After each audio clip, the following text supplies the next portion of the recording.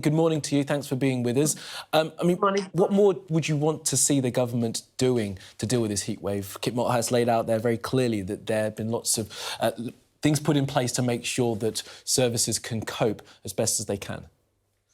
Well, we think the government ought to do a number of things. First is to turn up for work. Your line of questioning for Kit Mott that in that interview was very uncomfortable because the Prime Minister is clearly clocked off, and so have many of the ministers in his government. The second thing is that we think there ought to be a dedicated minister in the Cabinet Office who coordinates an emergency response of this nature. And the third is that we think there ought to be concerted work from central government to work with local areas to make sure that local resilience plans are in place. We saw during the pandemic how many local areas responded magnificently, rising up to sort out national problems that couldn't be solved from the centre. But we do have a patchwork of those emergency responses across the country, and we need some coordination to make sure that every place has a local resilience plan in place to protect us from extreme heat events like this. So just to be clear, you want to see a dedicated minister to deal with resilience to natural disaster?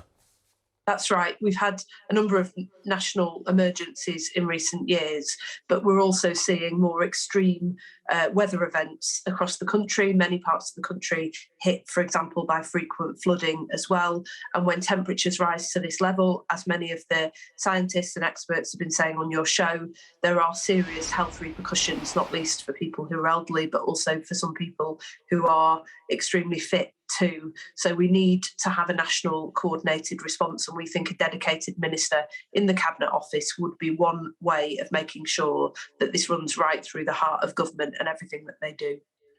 I mean, I guess the government response would say that they have the COBRA committee that deals with these emergencies, but we'll leave that there for now. I mean, specifically on schools, Lisa, Nandy, do you think that they should be closing as kids are having to deal with some incredible temperatures in the classroom?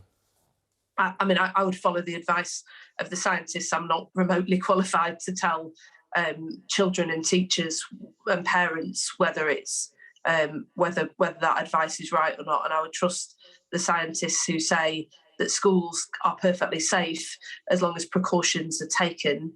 My own child has gone to school today armed with all the things that we've been told: sun cream, a hat, water. The schools across the country, I know, are relaxing school uniform requirements to make sure that children can stay cool. They're following the advice that is given, keeping children out of direct sunlight. On that basis, I see no reason to disregard the advice from experts and to follow that advice in full. I mean, would a Labour government, Lisa, Nandy, bring in perhaps legislation or more guidelines, proper guidelines that say that, you know, I have some friends from Australia that say that when they were at school, no hat, no play, so they couldn't go outside in the temperatures when they were too high if they didn't have a hat on. Do you think we should have more rules like that, seeing as the Met Office say that these are going to be summers like this for the foreseeable? No, I think schools take a very common sense approach to this. If a child turns up without a hat, they'll find one in lost property or find a way to make sure that that child can be outside with their friends and stay cool. I think pragmatism and common sense and following the advice that is given is the best way to get through these events. But there's a bigger question as well, of course, about why we're seeing more frequent extreme weather events and hotter temperatures, and action on climate change, making sure that we're leading the world again after a lost decade in cutting back our investment in clean energy. Seems to me that's the thing that government ought to be focusing on right now.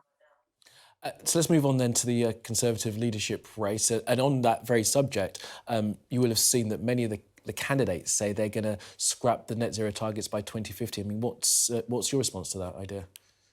I mean, it just, today of all days, it just shows the absurdity of the leadership contest. You've got a group of candidates, all of whom are very much preoccupied with winning the votes of Conservative MPs and 160,000 Conservative Party members, and the interests of the country have been completely discarded. Not only are a number of the candidates saying that they want to scrap the commitment to net zero, but levelling up, which was the big idea, the mandate on which this government came to power in 2019, and turning around the situation where most people in most places have been written off, and the contribution that they can make written off by their government for lack of backing and investment. That has barely featured in the debate. That is a huge betrayal of millions of people who voted for change. And that's why I'm in Darlington today to set out Labour's plans to start putting that right, getting the economy firing on all cylinders and making sure that all people in all places can make a contribution again.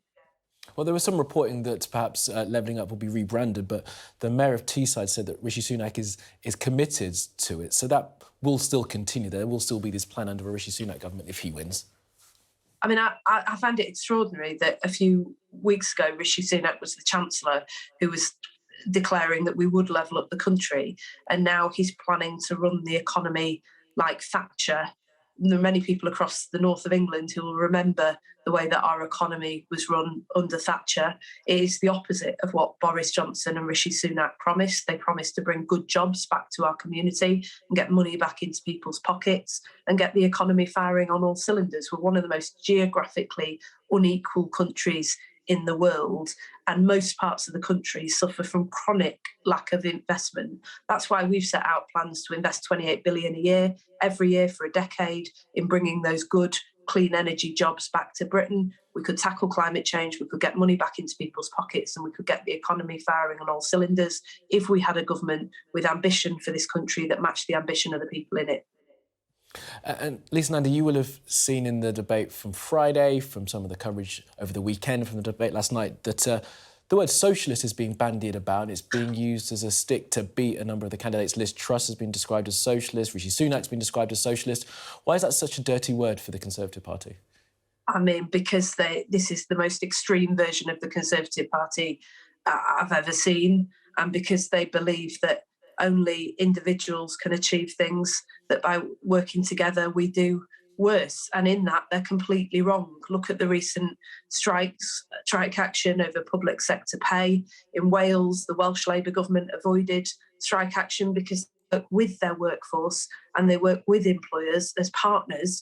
That's one of the reasons why I'm here in Darlington today, to set out Labour's plans to work with communities, to give them more powers to be able to generate revenue and invest it in the things that matter to them, saving local buildings and high streets and reinvesting in the people in places that have been completely written off by this government. We've got a really extreme contest playing out across the Tory party at the moment, and the people have been cut out of the conversation. Labour are determined that we're going to bring people back into the conversation and partner with them in order to change this country for the good. OK, Lisa Nandy, Shadow Levelling Up Secretary, thank you very much for your time this morning. Thank you for being with us. Thank you.